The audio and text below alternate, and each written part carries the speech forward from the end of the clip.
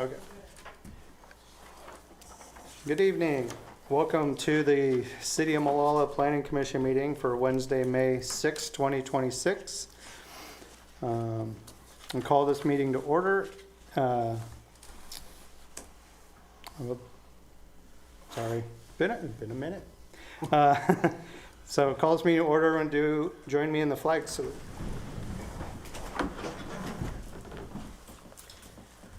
I pledge allegiance to the flag of the United States of America and to the republic for which it stands, one nation, under God, indivisible, with liberty and justice for all.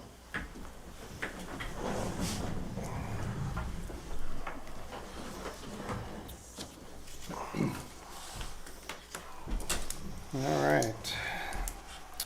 So I guess next is roll call. So I guess we'll start with Ms. Clarissa. Sure. Associate Planner Clarissa Davis. Planning Manager Dan Zinder, present. Commissioner Ricky, present. Commissioner Ansel, present. Commissioner Eaglebear present. Commissioner Sharp, present. Commissioner Potts, present. City Recorder Christy Teets, present. All right. And now we don't have any presentation or anything, so we're gonna move on to consent agenda.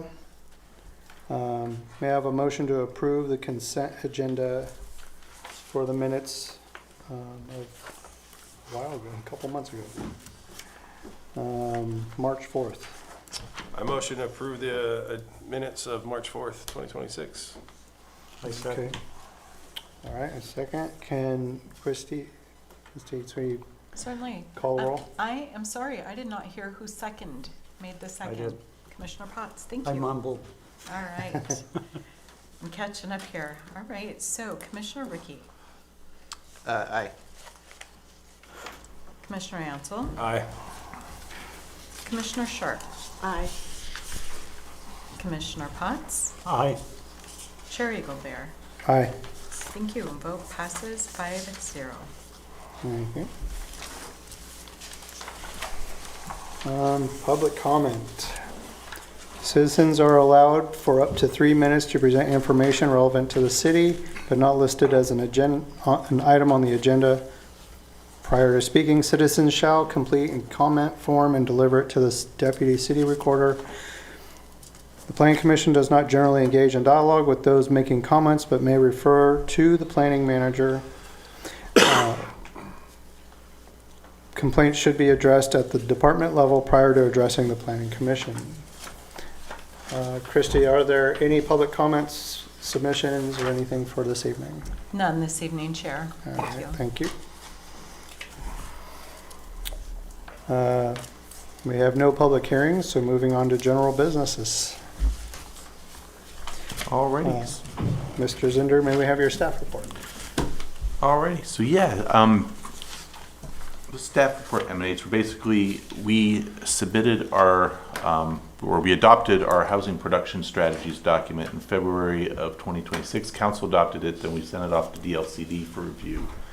Ultimately, it requires their approval to have it set in stone, but there are a number of actions that are in the HPS that are due in 2026. So I figured we'd take this time to just talk about what some of those things are, and then some of the state requirements that are coming down that we're going to submit some amendments for later in the year. Just so everyone's sort of up to speed on what we have, and we get feedback from you guys, and we're going to take it to council as well before we get to passing ordinances, so we can get stuff through in a timely manner, and just sort of get ahead of the stuff that's due this year, so DLCD doesn't pass us sometime in the summer, and then we're sort of left scrambling to run and get the thing passed that we say we're going to do this year. So basically, I'm just going to run through a couple of the items that we're doing this year, and I'll stop at the end of each one and just take feedback or questions or whatever we may have. So the first of these is middle housing land divisions.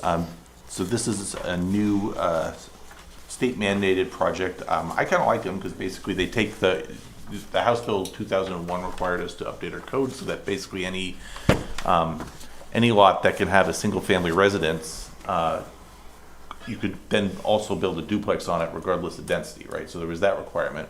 These middle housing land divisions that I believe came out of Senate Bill 1538, then required that if for lots that you can build a duplex on, well then there's this new process that even if you don't fit the density, you can divide that and then create individual units, which would then create more home ownership opportunities than duplexes typically require. So now Senate Bill 458 it was not. So now we are required to adopt a code amendment to meet that requirement. I did look out because we were a city of between 10,000 and 25,000. We were not required to do middle housing code amendments for triplexes and fourplexes, and likewise the middle housing land division wouldn't apply to those units, though we could opt to go above what the state requirements do. And again, it's sort of a situation where if we were to do that, maybe adopt the model code, we could create these middle housing land division situations that would create more home ownership opportunities. So it could create an opportunity in that way as well. So so there's another requirement of Senate Bill 458 that for these specific middle housing land divisions, there are different timelines for them than there are for your typical partitions. So there's a 20-day timeline for completeness, 100-foot noticing, and then 63-day review period requirement. So it ensures that these projects are done a little bit faster. So additionally, this bill would also require that we update what's defined as a duplex. So right now our code requires that duplexes are basically attached situations. This bill required that we update our code to include our definition of duplex to include detached duplex situations. So you could have a lot, you could have one house over here, one house over there, and that actually constitutes a duplex, not two separate houses on the lot.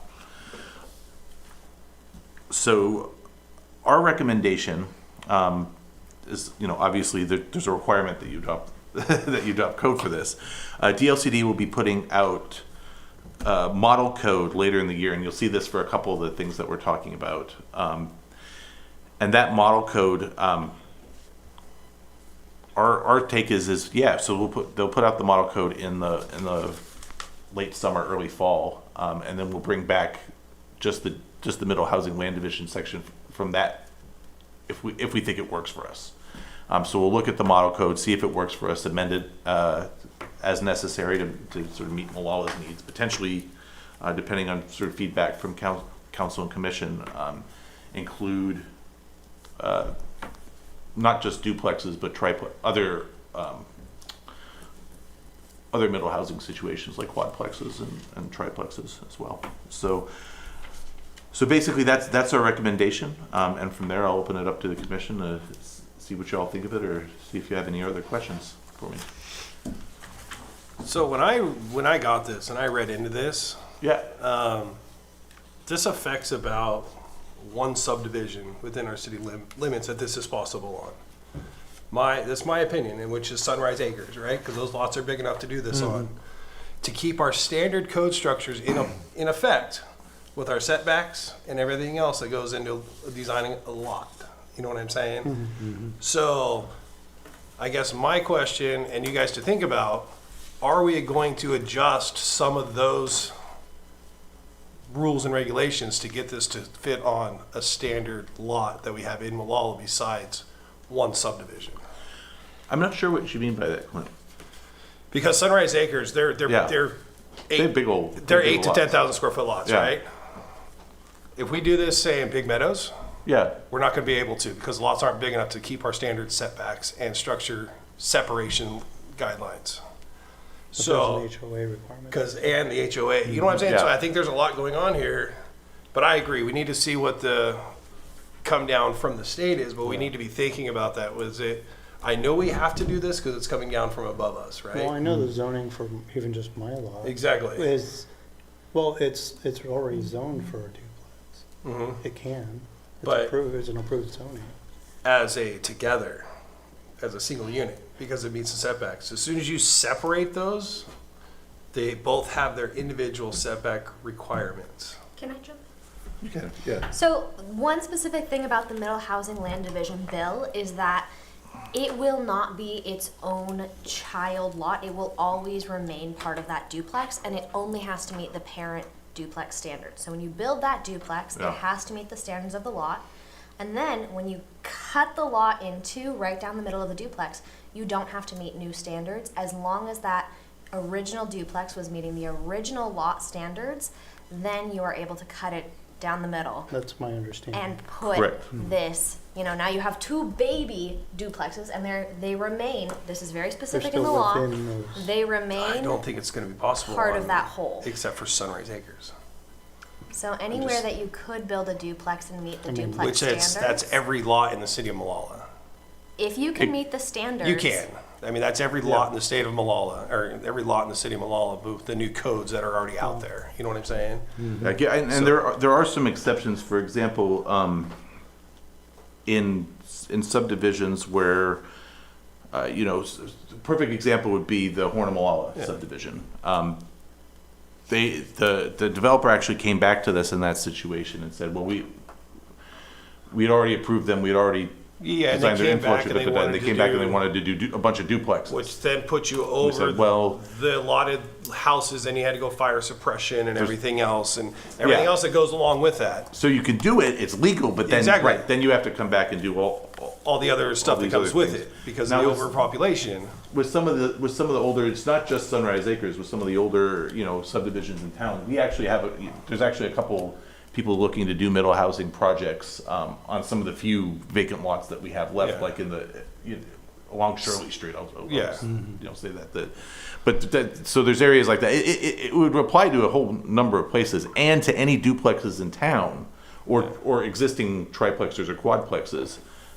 You could chop them up with that, Yeah. that way as well. But yeah, that's correct. That's correct. And it's similar to town. It would be basically similar to our town. I mean, we already have a townhomes ordinance that applies for each of them. And we just adopted a cottage cluster ordinance and stuff. You know what I'm saying? So it's going down those lines. That's Yeah. my opinion. Yeah, You yeah. know, It's so- interesting to see how much this will actually impact the development and how many of these we see. We've got a lot built out already. It will be possible on almost all of the lots. Whether we'll actually see it is kind of a different case entirely. I think just having the option. Well, yeah, I'm not. Yeah. I trust you. I'm not against. I'm not Oh, no, against no, it. yeah, I get it. I'm just trying to figure out how this is going to play in Yeah. within our own code structures Well- we already have.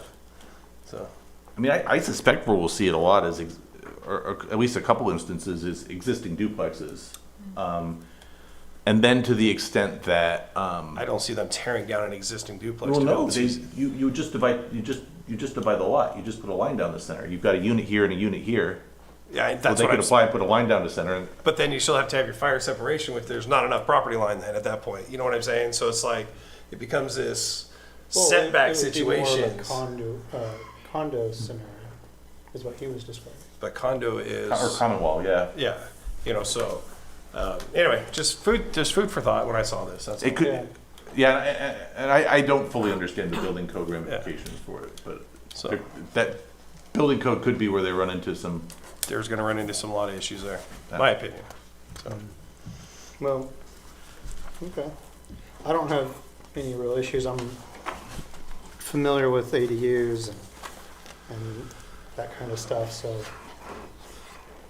I'm just curious how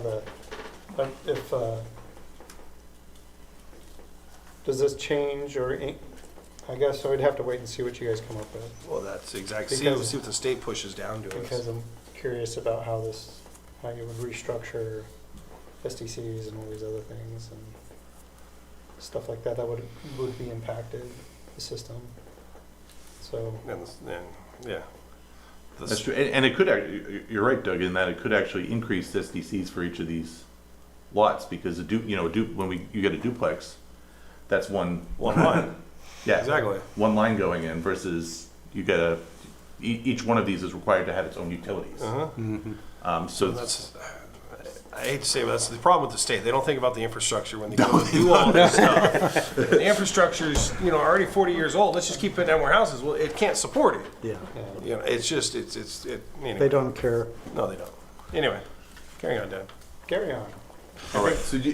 So I guess before I move on, Yeah. does anyone in commission have any thoughts about whether we should just continue to look at these for just duplex situations, or look at other multifamily options as well? And what? Duplexes at the max. Yeah. That's my opinion. I would say, again, we have a wide variety of lots. I think depending on second story options, you could do a quadplex. You could, but then that comes into the other standard of parking. No, I get it. No, I You know what I'm understand. saying? Because. But if you can't do it, you can't do it. Then yeah. it just won't happen. Yeah. But at least the option is there if someone is creative enough. But, I just don't see why that would be. Again, it's a review of the zoning as it would relate to this. Mhm. So they would have to figure out, okay, what zones would have applied as a blanket, and then, there's plenty of lots, I'm sure, that are zoned a certain way, but people know you can't do it. Exactly. So just for instance, like if you have a duplex now, you can turn that into a fourplex Yeah. without any problems at all. Right. It's called a stacked duplex. Yeah. So it's just, Yeah, I don't know.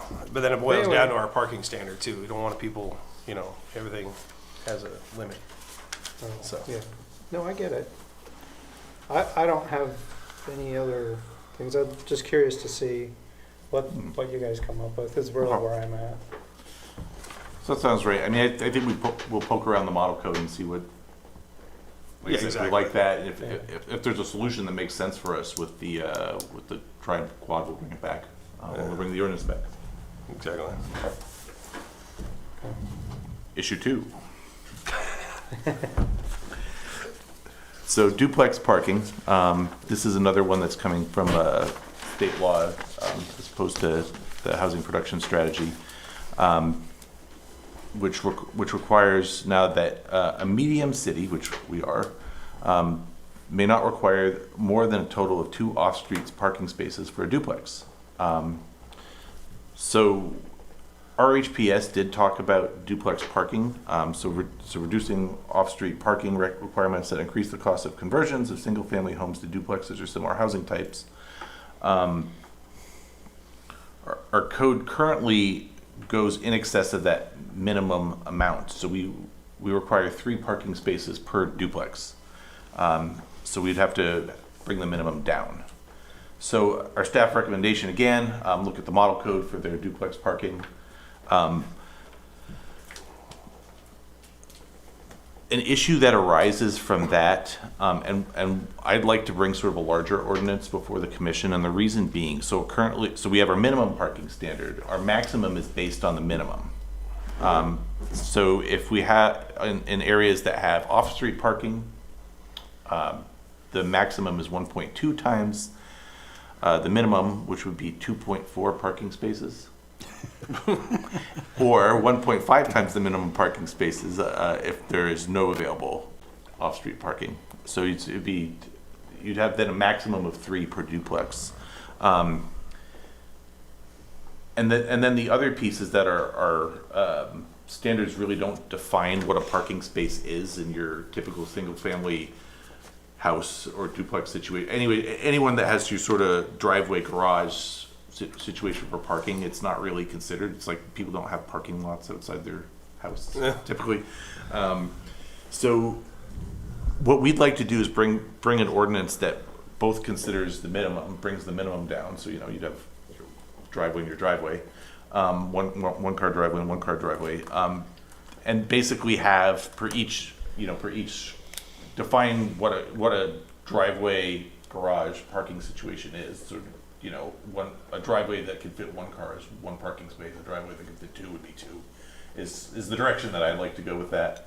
Staff's thinking of going that direction with there. And then defining a maximum specifically for single family and duplex situations. So it would be 1 or 2 per unit, basically. So minimum 1, max 2, which is basically what you can fit on a lot to begin with. And then what you do with your garage is sort of up to you.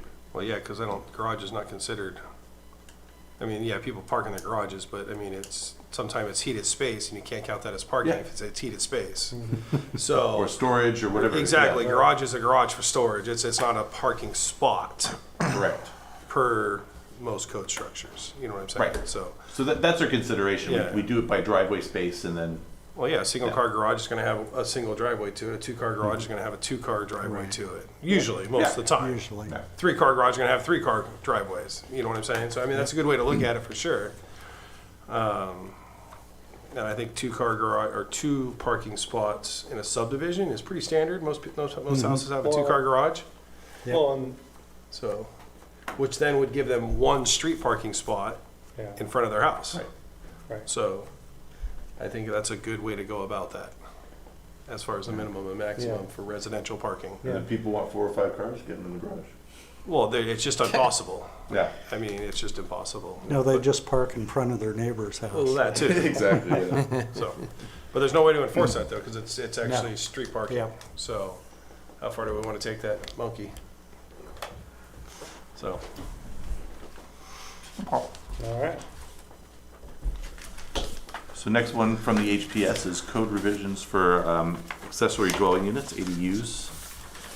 So we have ADU standards that basically say, you know, ADUs can be attached or detached. Your maximum size is 800 square feet or 40% of the dwelling size, not including a garage. So the ADU could have a garage as well. That could be for storage or their car. And then the height can't exceed the primary dwelling. So the last piece is that there's no differentiation for SDCs for ADUs, for transportation or a parks charge, and utilities are based on whether it has its own meter or not associated with it, similar to duplex. You can get another meter if you want to, but you don't then have to. And then the SDC charge for water sewer can go away for that, already sort of making it a little cheaper. So our HPS advises that we were to look at making ADU standards less restrictive and then evaluate SDC rates to make ADUs a relatively cheaper dwelling unit to construct than the main unit of the house. Our recommendation, so the detached duplex code that came out sort of changed our thinking about ADUs, because what's a detached duplex but a big ADU, you know? So basically, the idea thinking, well, maybe we ought to not increase the rate of, or increase the size of the ADUs, but what we can do is we could bring the SDCs for transportation and parks down by half for them, because they're typically smaller units with less, that create fewer trips. So it seems to be commensurate with with their actual impact. We would remove that 40% limitation, because we do have some smaller houses in here, and if they, so if an 800 square foot house decides to build an ADU on their house, then that would put them at a 3,200 foot unit. So, get rid of that. Just make it 800 around the clock. But then if you want to build larger than that 800 feet, it goes into that duplex category and gets charged full freight for SDCs. So that's our thinking about how we'd approach that. So it would make the ADUs a cheaper unit to build. And then in coming years, we are looking at the potential of just generally looking at your floor area as a way to calculate SDCs, but that would drastically change the methodology. So that's a much larger project that's not included in this initial 2026 round of code amendments.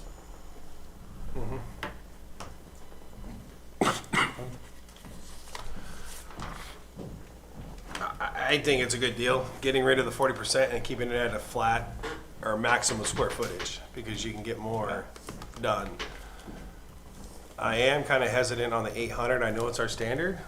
It's a common standard. It is a common standard, but a lot of it's 900 though too. You know what I'm saying? It's not much of a difference. No, it's not. It's not. It's not. Yeah. So, Yeah, it's fine. but, so, I would want to know, is this strictly focused on, how am I trying to say this? Is this strictly focused on just like the size and whether, or whatever? Or does this account for any other details in it, like sighting it, like where it can be positioned to gain maybe slightly more space? Like sometimes I know at one point Portland was allowing you to move into to reduce their setbacks to like 3 feet. And No, I see. and so would that allow, so like, let's say one setback gets reduced a couple feet, that other 2 feet can now be extended to closer meet someone who desires an actual closer to 800 square feet. I'm just trying to find that balance of if someone wants to come in and make that maximum. I'm curious if do you know in the Portland situation if they're allowing ADUs to be positioned in front of the primary dwelling unit? No. No. Okay. It's Because only behind the Or issue the that we side, run too. into there, What? it's off to the side or Yeah. behind it. Yeah. and we can discuss that a little There's bit. a but minimum distance from the front property line to the front of the ADU also. Correct, yeah. The biggest challenge that we run into there is we have our 10-foot PUE for franchise utilities. Right. And that's that 10-foot PUE is the same as our front setback. Right. So I think that makes it sort of difficult to deal with setbacks and why I haven't really considered them. Well, yeah. Well, like, again, it was just an example, and it was only allowed in the rear and side setbacks. It wasn't Oh, allowed in rear, the front. yeah, The yeah. front even has Gotcha. a minimum distance from the front. It has to be. Gotcha. As Portland as an example, and honestly, Portland's been kind of the guiding principle when I've looked at other building code in other jurisdictions. Portland's been pretty much the guiding example. So, is it Gotcha. usually? Yes. No, I don't hate that, especially because they're not as tall. They're typically not Right, as they tall. do have a than height the- restriction Yeah. and all that stuff as well. I was just more curious, like, if we're trying to hit a 800 square feet for us in Molalla and given the various sizes of lots, like, would that be an exception to allow a reduction in setback in some capacity to maybe move it to the interior of the lot a little bit so they could get a better, it's just a I like it. balancing Yeah, act. like, I've been saying it for a while now. We need to look at our ADU code in general, though, and modify it and make sure it's Yeah. in black and white because it Yeah. is pretty confusing. Um, So, I mean, and I think encroaching in the setbacks or ADU setbacks should have their own as long as they still keep. Well, and that's what it was, is Yeah. like you could encroach, but you gotta come shorter, Yeah. and depending on your roof style and all this other stuff. So it's a comprehensive, but, So, I was just curious if, like I said, it's just thoughts as it regards to allowing a maximum size. No, that's definitely worth looking into. I like it. And then, I think this is the bigger plus for the city of Molalla, our ADUs. We just gotta figure out how to do it with that makes correct sense for the property owner. you Yeah. know? Yeah, well, and then, the SDCs would make a big difference. Absolutely. Right. Dropping the STC fees for sure. Yeah. Because right now, there's absolutely no reason to do an ADU versus a detached duplex. right, Build a bigger one. and they're almost the same, like you're saying. They are. Yeah. They are. One's just One's Be a just little bigger. Yeah. no. So, Right on. Well, thank you. Next up,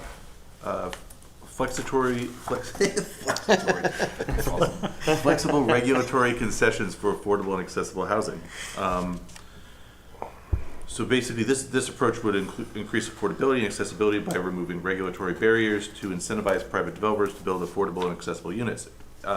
Examples could include reducing and relaxing parking requirements, design standards, or landscaping requirements for these projects. So we currently do allow, as I think you guys know very acutely, developers to submit a parking study to reduce their parking study and commensurate with their projected use. Minimum parking standards are typically a little high. And so the advice in the HPS was to reach out to the development community to explore what code provisions would be the most valuable to them. I know that, we definitely appreciate your guys' feedback on that as well. We are also recommending avoiding concessions on infrastructure other than, available funding through sidewalk grants and enterprise zoning. It's funding sources that we already have and that we might be developing. But as far as not building out the roads, et cetera, we would recommend against that. But we do intend to reach out to the development community and are just interested to hear if you guys have any feedback on what pieces of the code we might be able to relax on and make some more affordable projects.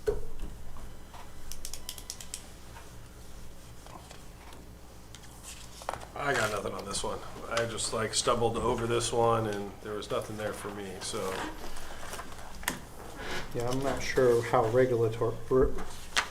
from a regulatory perspective, that I would have much to offer. I'm not in your side of things Yeah.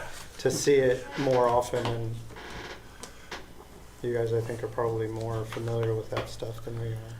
Well, I've never heard of flexitory concessions, so I'm in the same boat. Well, yeah, right. Well, you can get a beer, some popcorn, or something. Yeah, any kind you want. It's all about our Beef jerky? pioneerability here. Yeah. Now I'm curious what the development community is going to have to say. When we reach out to a couple of them, because we were just on a call and the DLCD staff was sort of talking about these and ways they're trying to make sure that cities aren't gouging people with the regulatory standards.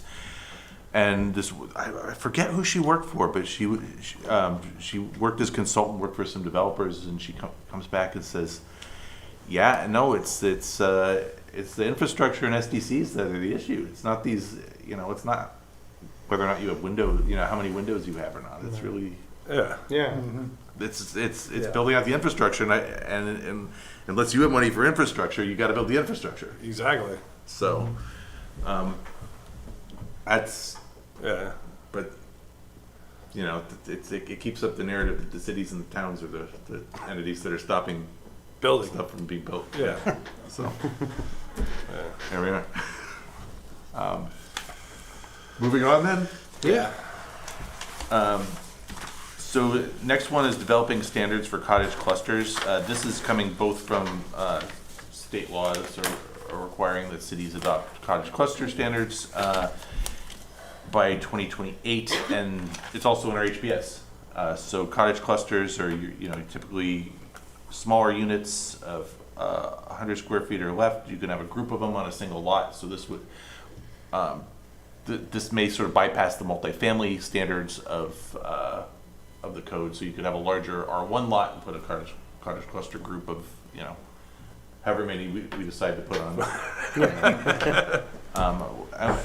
And typically it's owner occupied, but there's a common group that owns the land, and shared amenities including parking, green space, and recreation facilities. So we currently allow cottage clusters in all of our residential zones, but we don't have any standards for them. So it's unclear what exactly they are. Again, this is a state requirement. And again, DLCD will be putting out model code in September. late summer. So we're going to look at those. If it looks like those are going to really require a lot of work, 2027 was was when we said we'd have an adoption. So we may push it back. But if we like the model code, we might just bring it. That makes most sense. Yeah. Unless you guys got something on it. I think Sway. these fall under smaller ADUs of the code of ADUs that these should follow those standards. Just for setbacks and Yeah. accessibility and everything else Yeah. to maximize your use of your lot. Yeah. just, so, but yeah. Okay. You're good? So we'll come back when we know what those look like. Yeah. And then last, we've got some administrative projects through the HPS that we're working on. So one of the items was addressing unmaintained zombie housing. We're not really changing how we do our enforcement, but what we are doing is going to keep inventory of properties that we do enforcement on and come in and provide that inventory to affordable developers like Habitat Humanities and other groups. So maybe those projects can be redeveloped as affordable housing.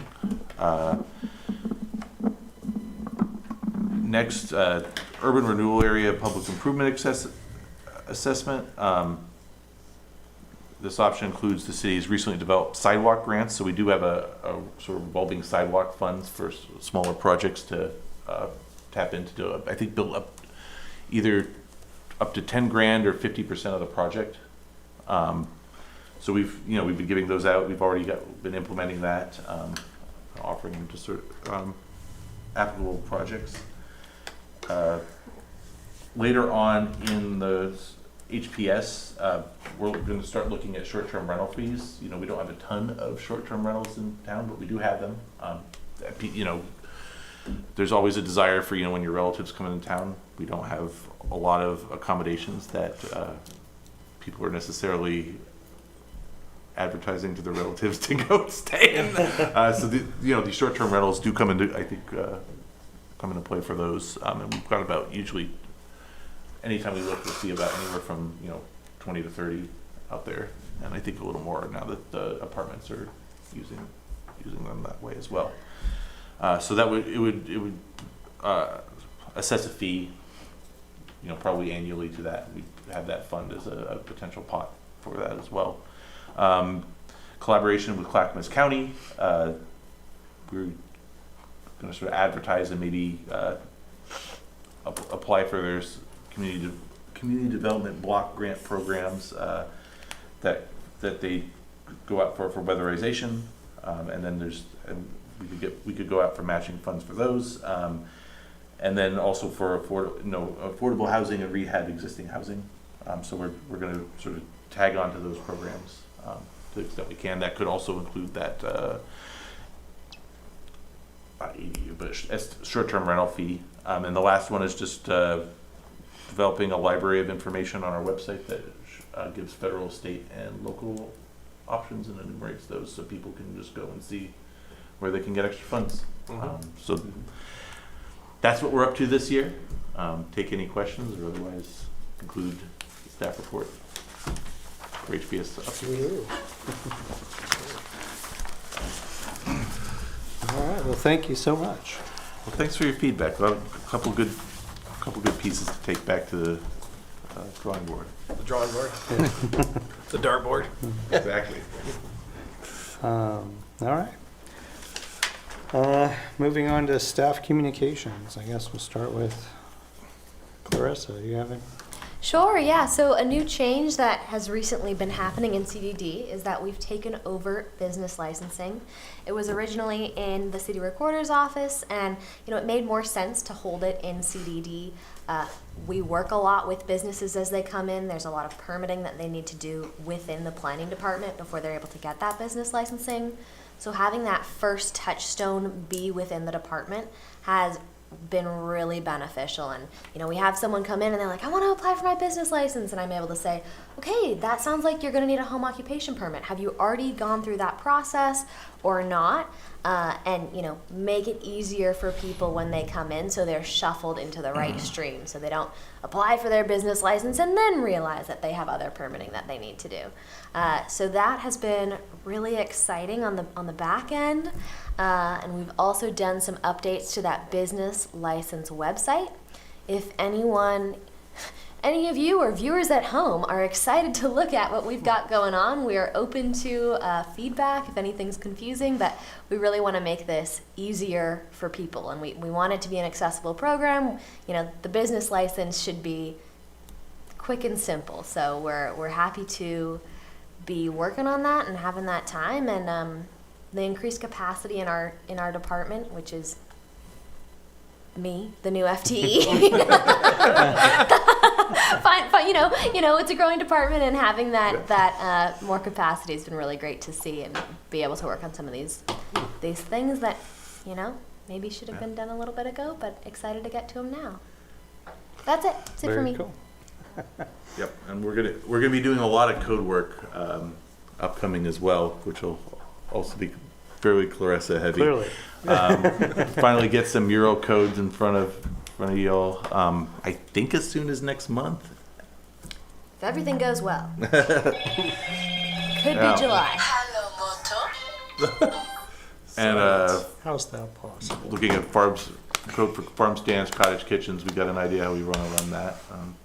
So those pieces will be coming back in front. We also did hire a new person for the front desk specialist position. Lisa Case has come to us from Clackamas County. Hopefully you'll get a chance to meet her soon. But she's hit the ground running. It's just been a joy to have around so far. Nice. So Nice. that's what I got. All right. Cool. Does the commission have anything? No, sir. I'm good.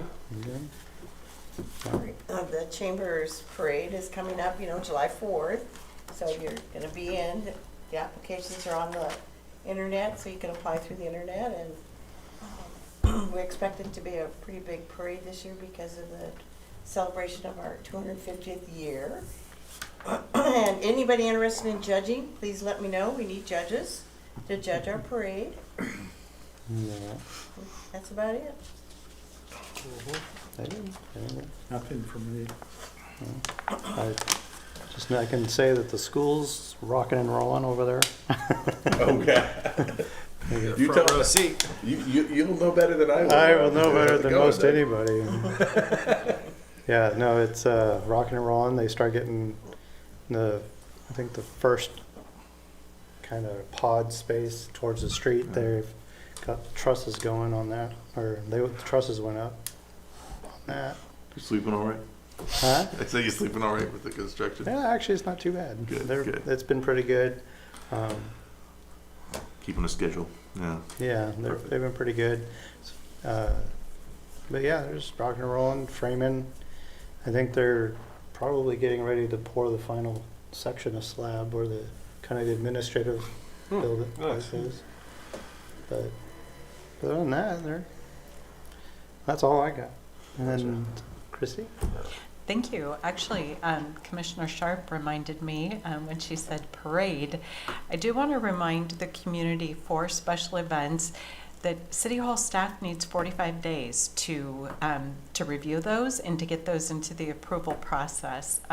We are shorthanded at City Hall right now, so we need the 45 days. So if you just please be sure to share that amongst the community and for all of the millions that are listening. If you're going to have an event this summer, and especially around 4th of July, the sooner you get that into my office, the better. So, thank you. Yeah. All right. Well, I don't have anybody else, so is there anything else for the good of the order? Seeing nothing additional, we'll adjourn this meeting at 7:14 p.m.